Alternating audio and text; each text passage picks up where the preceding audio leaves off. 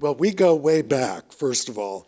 And this is, for me, just an incredible personal honor and moment in time that we're sharing together. So I'll just move from that, but to be able to say this is filled with a great deal of individual pleasure and fulfillment in speaking with my dearest of friends. And with that, we turn to dearest of friends as director. I was just wondering, Michael, if we might start off with, and particularly thinking about the craft of directing. And however you're comfortable thinking about this question as far as the different genre within which you work, but are there very specific tools in your toolbox that for you have been significant to developing the craft for yourself as a director? It's a good, hard question. I think that the fact that the impulse from a very early age to be a storyteller and to make theater was that I wanted to be a performer. I wanted to be an actor. I wanted to be a singer. I wanted basically to be Judy Garland, and that didn't work out. So that's how that goes. And so I saw this this possibility of kind of embodying a spirit of connection and communication through words and music. And in so doing, I ended up, as Bob said, at NYU in the graduate acting program. This was a long time ago. And I learned from some pretty interesting people along the way, including folks like Ron Van Loo, who was the head of acting at the time and went on to Yale and is now at Columbia, and Olympia Dukakis, the Oscar-winning actress, was one of my acting teachers there, and Carl Weber, who was a directing teacher. He was one of Brecht's last dramaturgs at the Berliner Ensemble, was brought over to New York, and he had a directing program at NYU.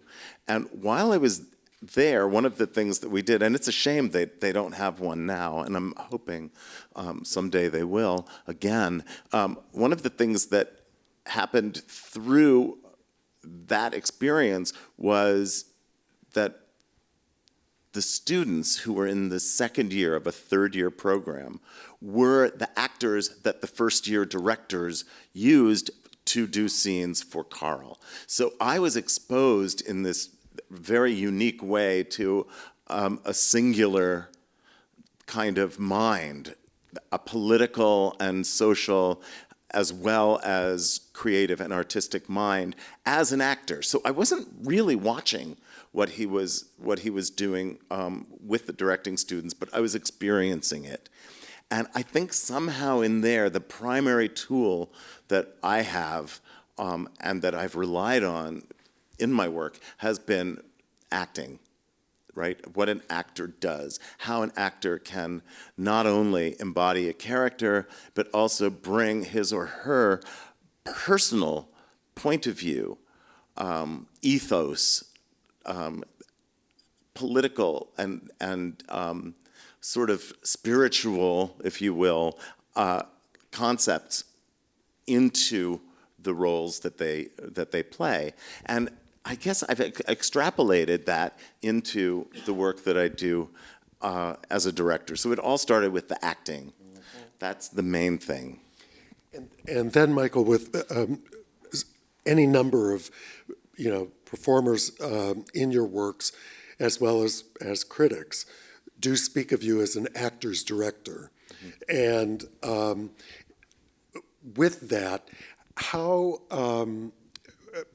when you're working with your design team, mm-hmm. for instance, what are some of the challenges, again, back to the craft of your working with other professionals mm-hmm. to make the moment happen? Well, I think that if you start with in my mind anyway, what you start with is you've got a text. I don't generate my own work. I don't do devised work. I've never done that. So I'm always responsive to a text. And what I try to do, in the same way that I do with the actors, is I get designers and other collaborators, choreographers, music directors, composers, projection design, video design, and all of us sit in a room and talk about what the world of the play is, what the world of the opera is, what the world of the film is, what the world of the television show is, what the world of the one-act play is. Whatever it is, we all get in a room, and this is an incredibly important and increasingly difficult thing to pull off, I've found. Everyone gets so busy that it's very difficult to get everyone to just sit and focus and have that very basic conversation. I think it's invaluable. So I feel like what I can do, you start with the world of the play. We start with what is the play about? What is the story that we want to tell? I will often have a perspective that is mine, and my, the impetus to do it in the first place, I can generally communicate a little bit anyway, even if I haven't completely formalized it in a way that can be easily digested. But I can encourage my collaborators, the other artists that I'm working with, to help guide that conversation so that we can go deeper and deeper and come up with something that we all feel very confident that the text could support. And then from there, we have a basic structure. And that, I think that one of the things that is important to me, and I hope comes through in my work, is to keep everyone focused on what that idea is, so that we're all telling the same story with the same level of passion and intensity and intelligence and a hope for communicating the themes of the work.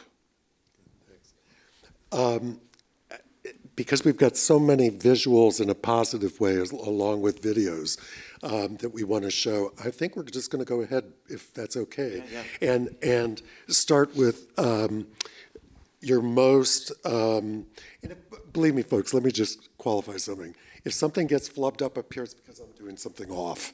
Okay, so everything was fine earlier. It'll be great. It'll be great. It's going to be great. Okay, so your most recent project. Oh, sure, Bob. Wait a minute. Hold on. Up. Oh, wait a minute. Okay, now how do I make that? See, look at that. I jinxed it. It's horrible. What did I do? Oh, but we're good. Okay. Okay, here I go. Michael's most recent project here in 2019 has been an off-Broadway production of Little Shop of Horrors. And what I'm going to do is, I think if it sounds good to you, just talk a little bit about each one in whatever way you'd like, and we'll just move through some of the plays. Great. Little Shop is the thing that I did most recently. I have to say it's one of the most rewarding experiences I've had. It was a complete pleasure. You'll see up here Mr. Jonathan Groff, who I first worked with in Spring Awakening 13 years ago, which seems preposterous to me, and Tammy Blanchard. And then it's a show that I saw when I first came to New York. It was 1982. And actually a mutual friend of ours, Miss Marcia Waterbury, played the part Tammy is doing, Audrey. It's a show that really spoke to me, and my goal here, which was an unusual one, what's interesting to me is that this is a show that I wanted very much to recapture the feeling that I had when I first saw it as a 22-year-old watching this, and it filled me with so much joy and it was so smart and so funny. It was this show that gave us Beauty and the Beast and Little Mermaid and all the Disney stuff that has come. This was their great successful collaboration, Howard Ashman and Alan Menken. Howard was the director. Right. And I wanted to, and I've never done this really, is that I wanted to give the audience an experience of an intimate musical, a musical that works brilliantly, that didn't need to be rethought. And I wanted them to come, and the theater is 270 seats, and it's like off Broadway on a side street in Midtown Manhattan. You have to step over a few homeless people on your way in, which is very keeping for a show that is set in Skid Row in 1960. And give the audience the jolt of pleasure that I had. So this was really an homage to the genius that was Howard Ashman, and it was my honor and my privilege to be able to deliver that. So in this case, everything that I did was about my own love of this project and the love that a 22-year-old version of myself had for the theater. And it's sometimes very difficult to maintain one's love of the theater when you work in it. Here we go. This is a production of Perestroika that I had the great good fortune to see in New York. Michael, what year was that? 1993. My goodness. 1993. And I'm going to let you just take it from there. Yeah. But it was, if I could just say, Yeah. it was running simultaneously at the time that Millennium. Yeah. Millennium was running on Broadway. Right. Millennium approaches the Tony Kushner Angels in America. Right. So this was very early in my career as a director. I'd done a lot of little things off Broadway and off Broadway, and I had been brought back to NYU as a guest director by Ron Van Loo and Zelda Fitzchandler to do some work. This was the fourth show that I did there, and it was very last minute. Tony Kushner had written both parts of Angels in America, which were done both in London and in Los Angeles. They had never been in New York. Part one was opening in New York on Broadway, and part two had historically been a problem play. Critics were very divided on it. The producers were anxious about whether or not they should continue and present the second half of this great work. So Tony went to NYU and said, listen, I want to keep working on part two. What do you say we get Michael to come in and work with the third year students on it? And I don't have to do anything with part one. It's finished, it's done, and George Wolfe is directing it on Broadway, and I can come down to NYU and work on it as a workshop production. Well, he got really, he never showed up, really, is the truth. He was very busy with Millennium on Broadway, and I was given a quite delicious cast. And here you'll see, I don't know if you'll recognize her, if you even know who she is, actually, but that's a young Deborah Messing from Will and Grace. She had this curly brown hair and sort of terrible skin, and she was an astonishing actress.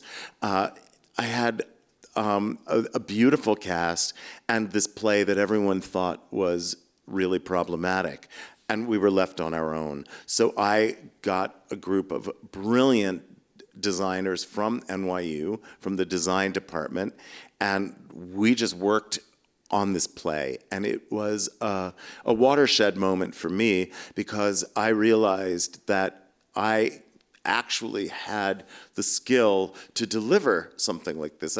I wanted to do it. I had the desire to do it, but nothing that I had done had really, in my opinion anyway, had galvanized both a company and an audience the way this did. So it was a very important moment for me.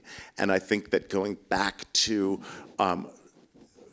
the truth of this text and the way that Tony writes, which is, in my mind, very Shakespearean.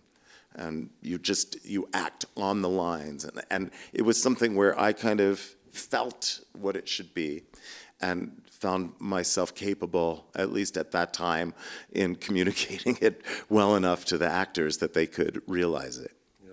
Quick side note with that I know if any students from Brian Waterman's class are here, you're doing Angels, I think, toward the end of the semester, and also Abhishek's playwriting students, I think, read Angels.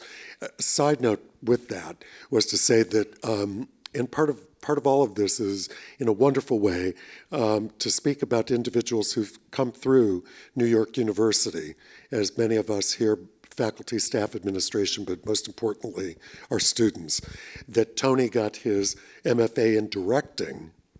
So again, we're back to the director who then became the renowned playwright who he is, and was studying with Carl Weber, who was, Michael had mentioned earlier, in terms of the great and renowned Brecht scholar. So these connections, I think I've certainly watched in your career as close friends, but also when you start to see that people who you've met through your education as well as after, it's not with infrequency that there's an NYU connection. There usually is. Yeah, got it. The next one, what I'm going to do is a little bit of a clustering here. I'm going to put up these next three, if it's okay, and just have us look at them, and then Michael will speak about them. This is the Credo canvas. Yeah, please. by Keith Bunin. This was the play I did after doing a bunch of musicals, and it was the first play that I had done again, probably since Angels, where it was in a small space and just about actors and words, and it was incredibly satisfying to me, and it reminded me again of what the basic, and you know, we talk about the craft of directing, and part of it really is just being in a room with your tools, which are actors and a space. That's really what you need. The designers help so much, but at the end of the day, if you have people watching and people acting out a story, then theater happens, and you just need one audience member and one performer and a piece of text, and that's theater. And it was really important for me to get back to the elemental piece of what directing is. It was a pleasure to do, and it was really exciting. These were three young actors. It was their first big job in New York. Glenn Howerton, who is one of the creators of It's Always Sunny in Philadelphia, which is a very popular television show, and Lee Pace over there with in the middle. He was an elf in one of those Hobbit movies, I think, and he's done really well. He was just in Angels in America on Broadway, actually playing Joe Pitt, and then Annie Parisi, who was one of my students when I was teaching at Fordham, and it was really cool to be able to give her a job, and she's done a ton of theater and television in New York. So that was a special show and a return. And we've got one and there's more. another one, Catherine Kerr, who is a beautiful actress. She just died a few months ago. She was in the original Cloud 9. Sorry. It's okay. And here's Sideman. What year, first of all, Credo Canvas, what year? 2004? Sounds good. Maybe. Yep, sounds good. It all runs together, Bob. Got it. And So Sideman? Sideman started up at New York Stage and Film as a small production, and it was written by Warren Leight, and it was an autobiographical story about the son of a jazz musician and his father's very challenging marriage to a slightly unhinged woman, and all of the sidemen. Those are the guys who play in jazz bands who aren't the lead. And so this had a very interesting journey. We did it way up, upstate New York, and people came to see it. And this is the first time that I kind of shepherded a production from the very, very beginning of its, when Warren was just thinking about writing it. It was the first time I really helped, I think, a writer. And this is, in terms of craft, I thought it was useful to say that when you're working on a new play as a director, I think one of the major jobs that you have that is in addition to all the other stuff that you do as a director is to help the writer unearth and deliver the play that they actually have inside, even if they don't know what it is. And in this case, Warren didn't really know what his play was, and I felt kind of like a midwife, helping him give birth to this work. And the play ended up being weird. It had this weird life, right? It then, a year later, it was off Broadway, and then it went to the Roundabout Theater on Broadway, then it moved to a proper Broadway house, and then London, and it won the Tony Award for Best Play. I also, the gentleman up there, Frank Wood, NYU grad, I had seen him at NYU, and I had never worked with him before, but when we were talking about the show, I said, I think I know the guy to play the lead. And Warren said, and I know someone to play the female lead. I know this actress named Edie Falco. And I'd never heard of her, but he'd seen her do a reading somewhere. And during the process of Sideman, she booked The Sopranos and became a real household name. And Frank Wood won the Tony Award for Best Featured Actor in a Play. Yeah, wonderful. So NYU again. Love, Love, Love is the first play that I did with an English playwright, a living English playwright, and that was after having spent time working in London. So again, to go back to, I'm really bad at talking about craft because it's such a mysterious thing. But I thought it was interesting in just so far as what your own personal life experience is, how you can bring that to bear on the work that you do. I read this play and I thought that I understood it. It was a generational story about this marriage that took place, started in the 60s and it went all the way through the 90s. And it was a political play about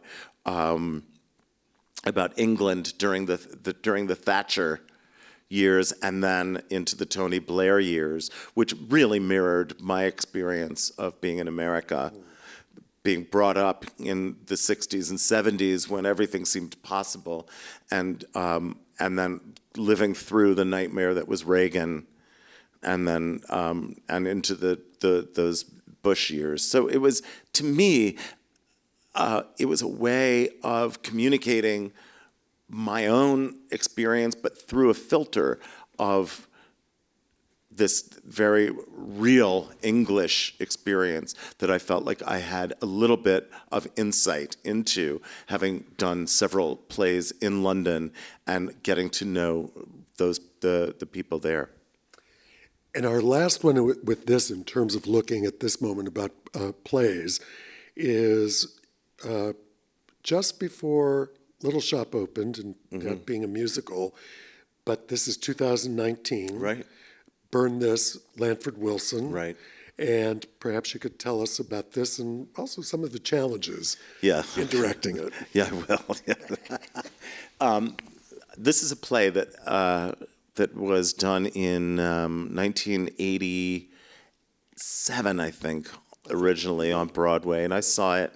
And I always liked the play. It was super challenging as a piece of writing. It was, how would you describe Lanford Wilson? Kind of poetic, but naturalist, lyrical, lyrical naturalism. Yeah, so it's got a foot in two different places. And I thought it was going to be a wonderful challenge, and it really was.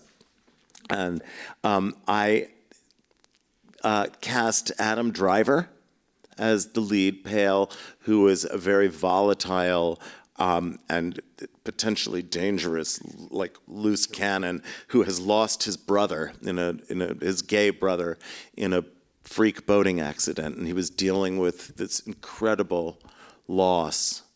And Kerry Russell played the best friend of that brother. These two had never met before, the characters, that is. Kerry and Adam were actually quite good friends at the time that we did this. And she was grappling with the loss of this kid. To me, it was Lanford Wilson's AIDS play. He never talked about AIDS, but like with Angels in America, which is also about AIDS, in part anyway, that the sense of tremendous loss was something that was interesting to me. What I've discovered in working on the play, and it was a real interesting situation, I thought the play was very intense and had this sexual heat to it, and that was at its core about the unfathomable loss of a loved one, and how do you move on from that loss, and is love and is connection to another person the way to do it? And it turned out that it is a romantic comedy. Who knew? We had our first audience. They were laughing hysterically. The actors all were like looking at each other like, what is going on? It's not what we rehearsed at all. So this represents, to me, the real surprise of working on a piece and thinking that you know what it is, and you work on it in a very particular way to unearth those themes, and then to discover that for the audience, it's a very different kind of experience. I was really proud of it because I think that we really hung in there, and we stuck to our guns, believing that we were telling this very particular story, and it was extremely popular. And I think, obviously, in part because Adam is in Star Wars, and this is how New York theater is now. If you're in a Star Wars or a Marvel thing, or if you've got a big TV show, then people come to see it. They want to see stars. That's what Broadway is mostly now, especially if you do a revival. And Kerry Russell was very popular on her TV show, The Americans. I don't think that ultimately I made the best case for the play, or maybe the play didn't make the best case for itself at the end of the day. It might not have been what I remembered it being, but it was a fascinating journey, and it really did challenge my preconceptions, and it really made me think hard about how you read a play and how you understand what it's actually doing, even if on the surface it seems like it's doing something else. In the year before, so 2018, Michael directed and was part of a creative team for a brilliant new musical called Head Over Heels. And this is a still from the production, obviously.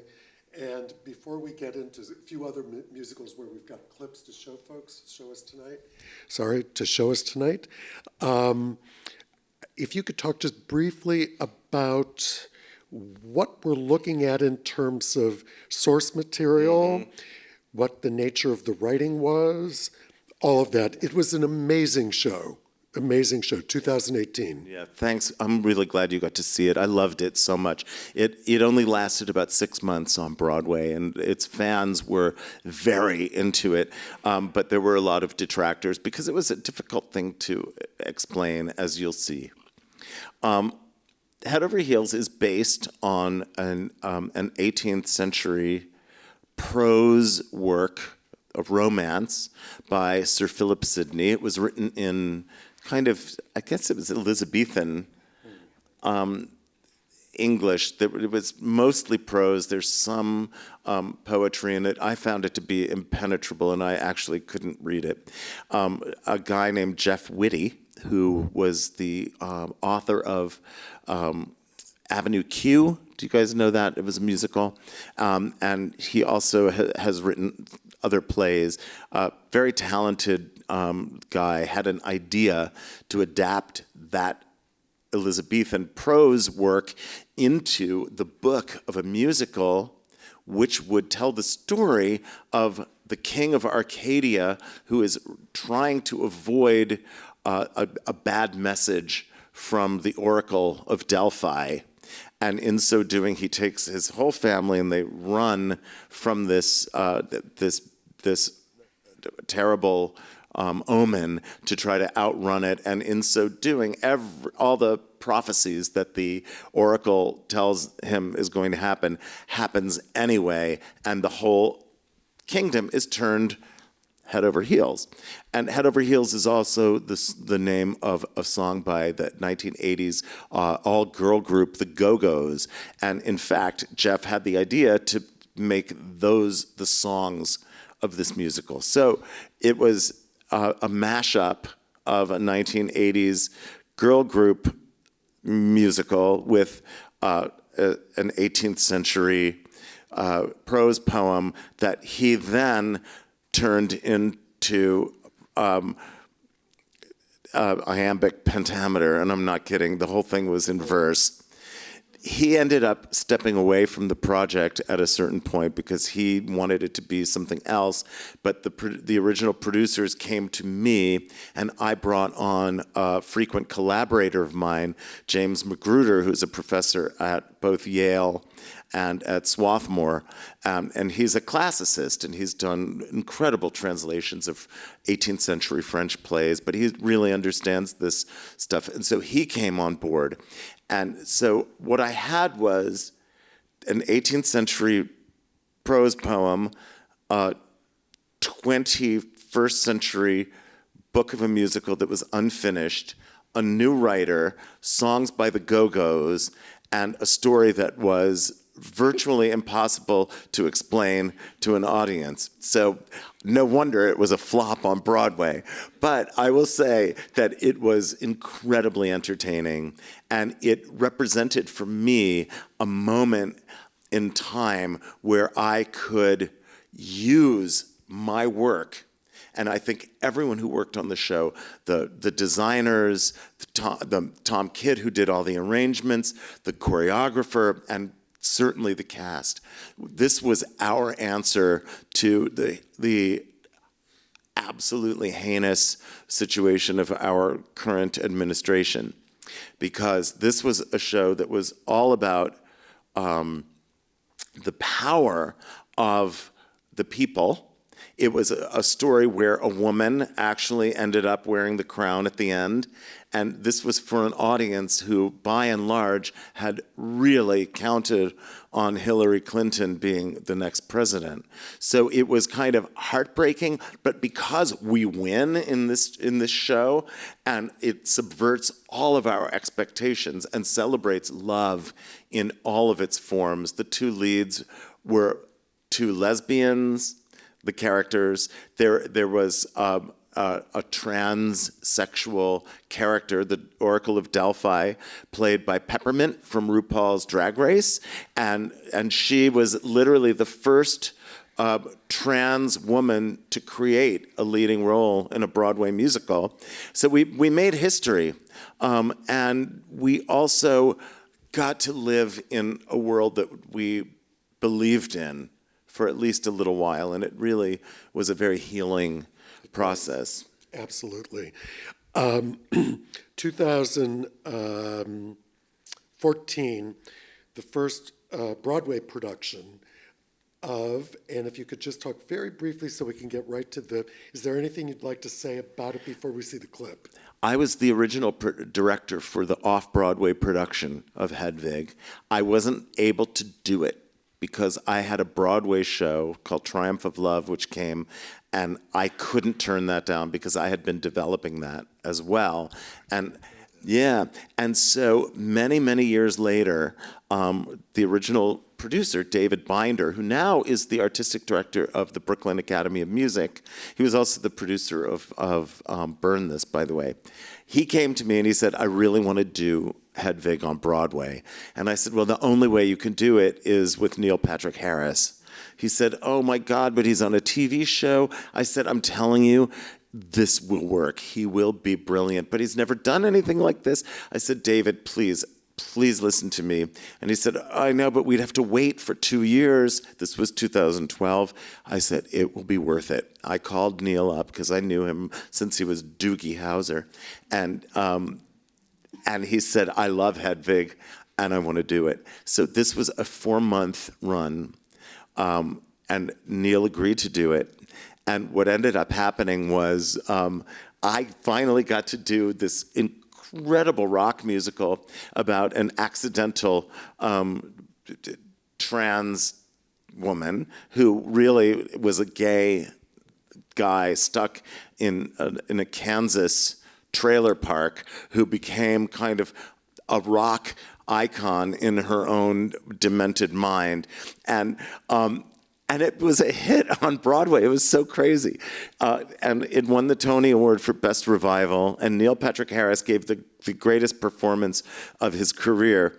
And it was such a hit that, as you'll see here, we ended up running and had to keep replacing him. So we had Andrew Rannells, and we had Michael C. Hall, and Darren Criss, and then Taye Diggs did it. So this crazy, weird, brilliant, challenging work that, again, it subverts all expectations, it was a hit and ran for 1.5 years on Broadway. And it represented a great moment for me to come back to material that I loved 20 years earlier and revisit it in a new way with a design team that was just in love with it as much as I was.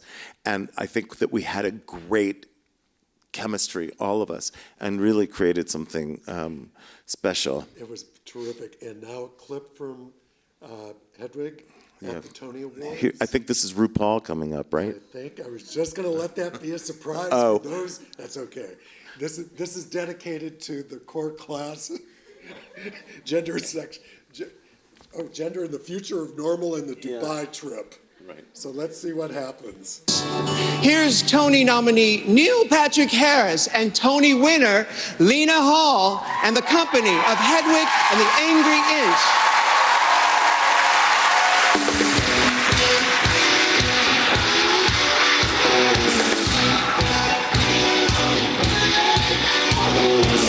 I've got a sweet tooth for licorice drops and jelly roll. Hey, sugar daddy, Hansel needs some sugar in his bowl. Calling out fine china on the linen and polish of the chrome. If you got some sugar for me, sugar daddy, bring it home. Blackstrap molasses, you're my orange blossom honey bear. Sugar daddy, sugar daddy. Bring me Versace blue jeans, black designer underwear. Sugar daddy, sugar daddy. Let's dress up like the disco dancing jet set in my line and roll. And if you got some sugar for me, sugar daddy, bring it home. Oh, the thrill of control, like the rush of rock and roll. It's the sweetest taste I know. Oh yeah, so if you should, I bring it home. There. Okay, good. Now, that's Hedwig. Yeah. mainly because of time, what we're going to do is, because there are any number of clips we still want to get to, but this is real important for us to talk about. We don't have a clip from Spring Awakening. Sorry, I keep doing it, I apologize. This is the production that Michael won his Tony Award for Best Director. For those who may not know, the Tony Awards are viewed in the United States as acknowledgments for excellence in one's craft. And Michael has been nominated as Best Director several times. And in this brilliant, brilliant production of Spring Awakening, he rightfully won, as well as it did win for Best Musical that year, 2014. No, 2007. 2007, right, I'm sorry, I got that. Okay, 2007. A few comments about Spring Awakening, and then we'll get to the next one. Yeah, this was, I think this at the time, and I think a little bit now, I couldn't have done Hedwig the way that I did it if I hadn't done Spring Awakening. This kind of galvanized my ideas about how musical theater could move beyond the sort of golden age, the Carousel and Gypsy and Music Man and West Side Story of musicals, where people they have scenes and then they break into song, not diegetic or non-diegetic, one of them. I can't ever remember which is which. But Spring Awakening, I thought, you could have two parallel stories happening at once. You could tell the original Wedekind, Frank Wedekind, German playwright, the story of these kids facing unbelievable repression by their community on one hand, and tell it in a fairly realistic way, but then have the musical elements of it operate in a parallel world. So the songs were quite modern by Duncan Sheik, and the kids would pull out microphones and sing into them, and it was as though we were hearing the actors kind of articulating their own emotional response to what their characters were experiencing, if that makes any sense at all. It was a kind of Brechtian idea, and the idea being that an actor can be inside his character and outside it at the same time. She can represent the character that she's playing while having her own concept of what to communicate as an artist. And I found this to be a really intriguing idea, and I knew that it would go against the grain of the musical theater purists, but I also thought, they're all dying out. This is an art form that really needs to embrace a kind of future sensibility if it was going to continue. So this was my attempt at bringing two worlds together, the world of the future and the world of the past, fusing them, and acknowledging the distance between those two temporal experiences. In 2004, the U.S. rock group, Green Day, came out with their album American Idiot. And in 2010, that was the opening of American Idiot, the musical, as it were, or was, on Broadway. Show you a clip of that right now, also at the Tony Awards, where it was up for Best Musical. Sorry. Please welcome the songwriter of American Idiot, Billy Joe Armstrong.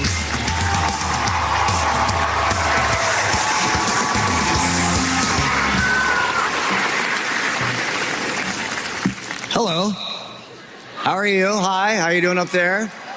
All right. Okay.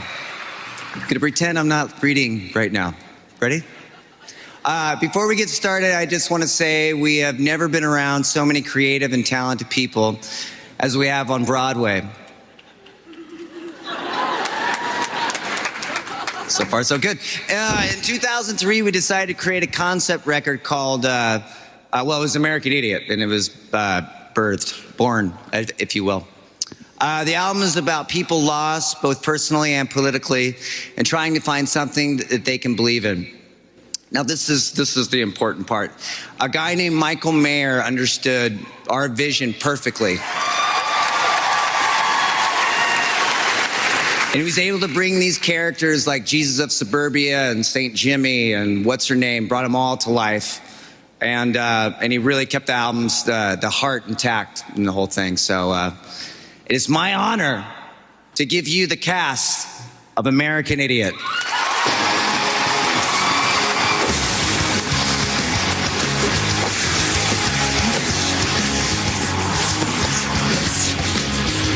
Don't wanna be an American idiot. Don't want a nation under the new media. Hey, can you hear the sound of hysteria? Please stop blaming on America.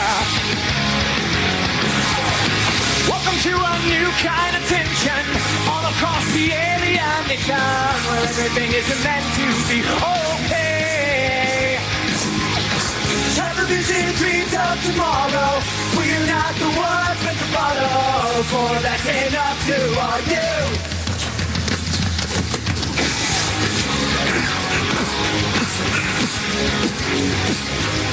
Well, maybe I'm in America. I'm not a part of a redneck agenda. Now everybody do the propaganda and sing along to the age of paranoia. Welcome to a new kind of tension all across the alien nation. Everything isn't meant to be okay. Television dreams of tomorrow. We're not the ones meant to follow. More that's enough to argue.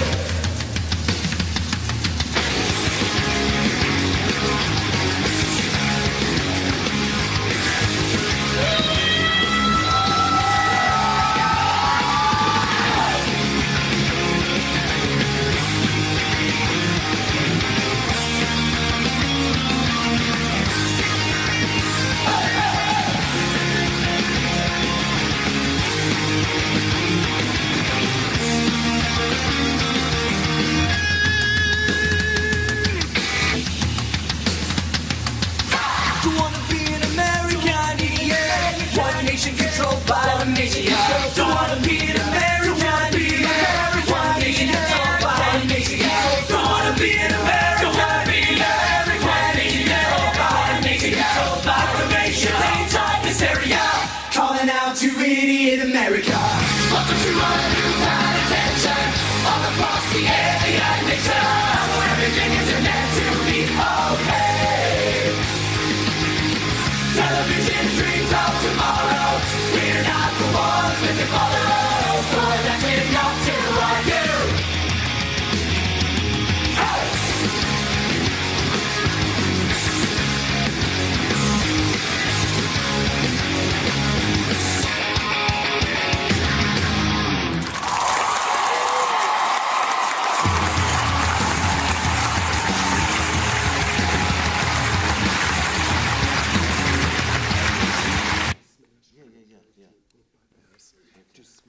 Just a quick little conversation here, and then maybe. That's exactly right. We're really aware of time now, and so we just like clipped it. I did want to say one thing, if I could, two things actually about American Idiot, as we're trying to cut time. So let me talk, but to mention that Professor Patel has written a wonderful piece on the original cast album of American Idiot. So if you have a chance, check out the citation and read it. It's a wonderful, wonderful homage to the work that you just saw there. Also to say that in many regards, the energy of the clip that we've just seen, Michael nearly single-handedly, I would argue, was at the forefront and is a foundational director in helping to reshape the direction or a direction of the American musical.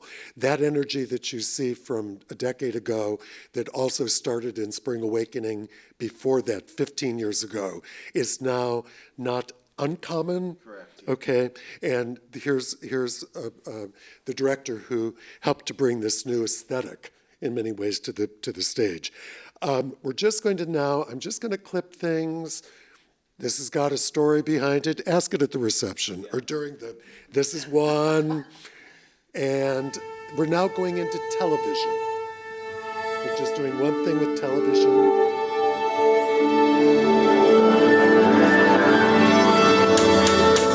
For this TV show.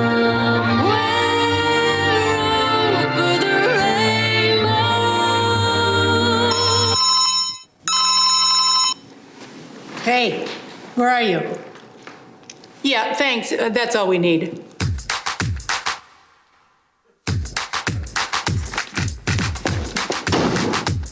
Behind every star They kept me waiting for almost an hour, and then the director took a call in the middle of my audition. is the story of how they got there. It's so competitive. Mom. Karen, you're a waitress. She's an actress, not a waitress. But her success story began with an idea. When I say Marilyn, what do you think? Marilyn Monroe. I think she'd be a great musical. Marilyn the musical? Whoa, whoa, whoa. We are in the middle of an adoption. It takes years to develop a musical. I'm not going to be in production for this for years. It's not a musical. It's one song. I want to be loved. Thanks, Lisa. Now that idea has a director, a producer, and composers. All it needs Francine Carlin? is a star. I should have dressed up. You don't need to dress up because you're talented. Maybe we could. Maybe offer it to someone who we know, who is great. Ivy is a blinding genius. Ivy Lynn is coming in. Ivy Lynn? Fellas, I just got a date. Ivy's amazing. She's a star. Ivy really will be terrific. They want me to play Marilyn. Well, I mean, not. I'm still auditioning. She's really being a trooper about this. I don't need a trooper, Tom. I need an icon. You don't honestly think I would be here if I didn't think you had something, but without a Marilyn, you've got nothing. Karen Cartwright is next. Hi. You're the only girl we've seen today who didn't come as Marilyn. What do you have for us?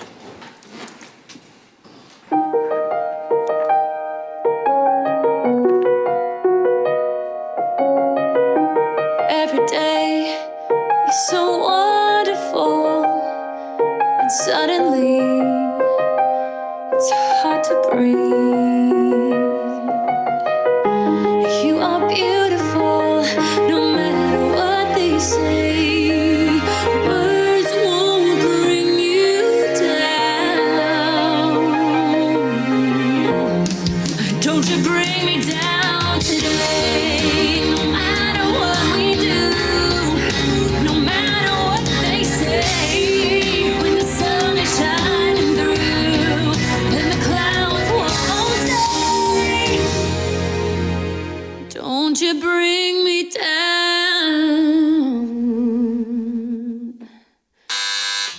I wasn't sure you'd make it. Sorry, I just got the text 20 minutes ago. You come for a private meeting with the director at 10 o'clock at night, dressed, well, Marilyn would never come to a man's house at 10 o'clock at night. Well, as soon as I got the message. Do you even know why you're here? Because you called me. I need to see her, Marilyn. You want to see her right now? Darling, I need to see everything you've got. Happy birthday to you.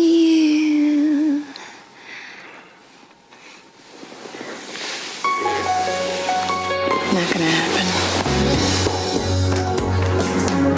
Coming to NBC Sometimes dreams are hard. to play an icon. Being in the chorus is like being nobody. They'll make a star. I got a call back from Marilyn. I got a call back. She has the experience. She has the talent. I think she's a star. But in the spotlight, I trained for this. there can only be one.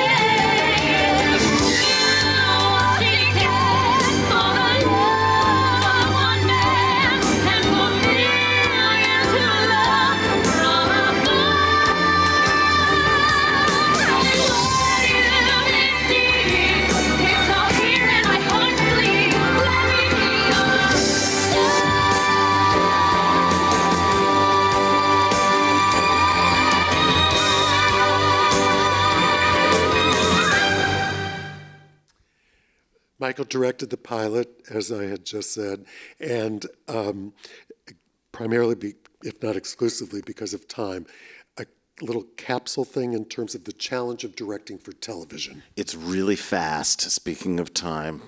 You have to move really quick. You have to make lots of really fast decisions. For me, what was exciting about this was I had an opportunity to, and I don't think that the show ever really delivered on the promise of really talking about what it was like to make theater, and I thought that was a super exciting concept to really talk about process. But with that, there were it went back to lots of different connections. You see Deborah Messing there, Christian Borle, a lot of people that I had worked with already, and new people as well. Yeah. So there's a community that is part of what makes all of this happen. Got it. And it was a terrific television series.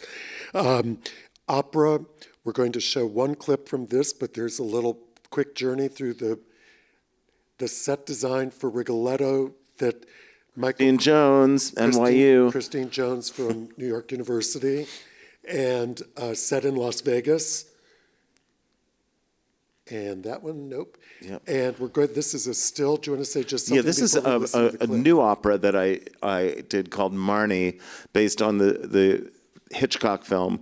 And this was at the Metropolitan Opera, and a wonderful composer named Nico Muhly wrote the music. And it was a great experience and drew on sort of all of the skill sets that you need to make a new opera, which is even harder than a new musical. Yeah.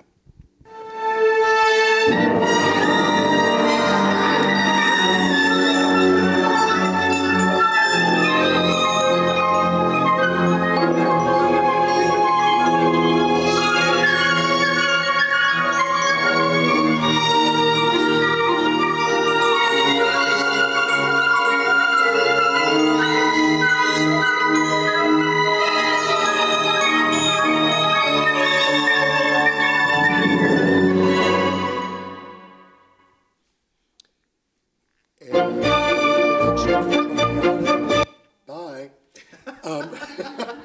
And now, last but not least, 2017-18. 17. Michael's adaptation of Chekhov's The Seagull, which you're all invited to tomorrow evening, which will be screened in the large auditorium starting at 6:30. Really hope you can make it. This is the still from the production, and within moments we'll be closing and opening it up for questions from you.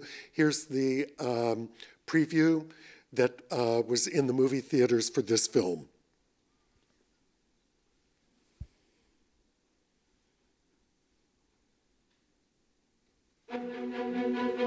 As summer begins, the guests arrive. Sir. Good evening. Well, sit down. Join us. Isn't she adorable? Even the thought of her makes my heart race. No, don't be shy. He's a celebrity, but he has a simple soul. Boris Trigorin, he's so famous. He looked young. He is young and accomplished, don't remind me. The stage is set. Oh, hello. Hello. Who is that you were talking to? Nina. Yes. For a little family drama. Have you seen Nina? She went to the lake with Boris. It's not often I have the occasion to meet young, interesting women. What does it feel like to be famous? Masha, why is my son so depressed? He's heartsick. What's that supposed to mean? Constantine! I love Constantine. Such a face, such a marvelous voice. You must go on the stage. I envy you. You're happy. Please, be generous. Let me go. What, are you that infatuated with her? Why do you always wear black? I'm in mourning for my life.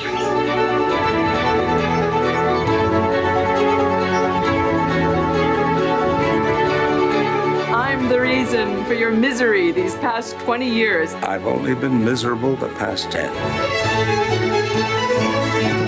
I'm just a woman, like any other. This is your chance to be a woman unlike any other.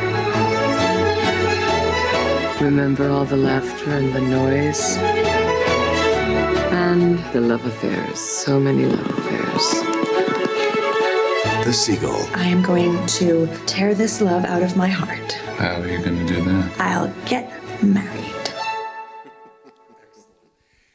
Michael, in closure with this before we get the lights on with questions for the folks. Excuse me. With the what for you were among the biggest challenges in the film directing that you've done? The hardest thing is, again, I think learning how to use the camera. It's a big learning process. I think that the acting is the same. It's just they let you in as opposed to sending it out. And I learned very quickly in my first efforts, like to really not to ask them to deliver a kind of performance that they would on stage. But I've gotten at this point, you learn how to use the proscenium or whatever even if you're in a thrust or in the round, you know how to use the stage for the audience. And with the camera, it creates the frame. And I think that the hardest thing to do for me was to figure out how to use that frame to keep it moving so that it feels like you're not just filming a play, but also use it as a storytelling device. And it's something that I admire so much in the film directors that I love. And I think that it's so brilliant. And I feel like I'm really a beginner with that. And I hope I get more chances to keep learning. Great. And again, we really hope everybody can come tomorrow. It's a terrific film. And the it's cast is amazing. Could we get the house lights up? Would that be okay? And if folks have any questions, that would be great.